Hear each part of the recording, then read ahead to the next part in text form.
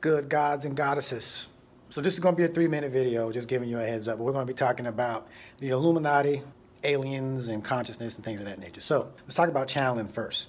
I'm a fan of Kryon, Bashar, Esther Hicks, and people that channel. No issue with channeling. The whole thing about my journey was channeling as much as your higher self as you can to physically act in this reality. So these guys that are channeling, they'll sit on stage and they'll channel these interdimensional beings, things of that nature, and then the channeling's done and then they go off and do their thing.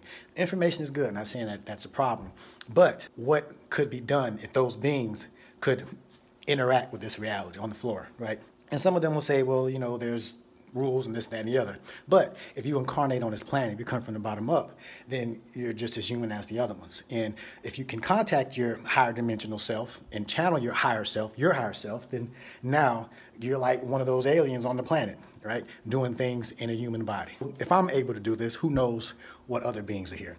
I know I'm watched on multiple levels and things of that nature, and I know it's stranger than fiction, which is why I have to tell it in the fictional story. So this is kind of the bridge between the two. Channeling your higher self. You can channel all these other interdimensional beings and things of that nature, but they're no different than you. So channel your own self, channel your higher self. Don't tune into someone else's station, tune into your own station. That's the one that's meant for you. Anyway, Illuminati. So now, I'm not saying the people that contacted me were the people or are the people that's behind the scenes, right?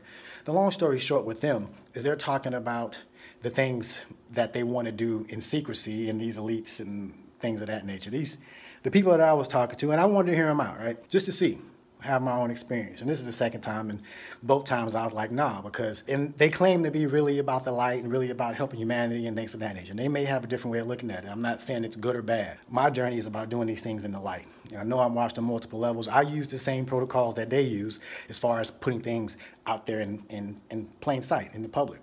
So I've studied the way they operate, whether you think they exist or not. It's not far-fetched to think that there is a group of individuals, however you want to look at them, that could be pulling the strings. If you just look at it, there's coordinated efforts regardless of nationality, borders, and things of that nature. So it's plausible.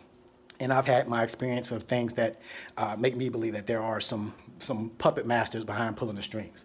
But anyway, my thing is about doing this in the light. If you're really about helping humanity and enlightening them, the illuminated ones, the Illuminati, then why so secret with it, right? Maybe they have their reasons, not judging them one way or the other. Just like Jesus and the devil.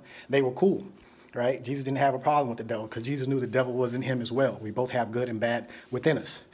It's up to us which one we want to express. For those people that are trying to have secrecy, I don't get that. Like the sun shines in the light as bright as it can all the time. That's the light, right? It's not hiding itself, so I don't get that one. But we'll talk more on that later.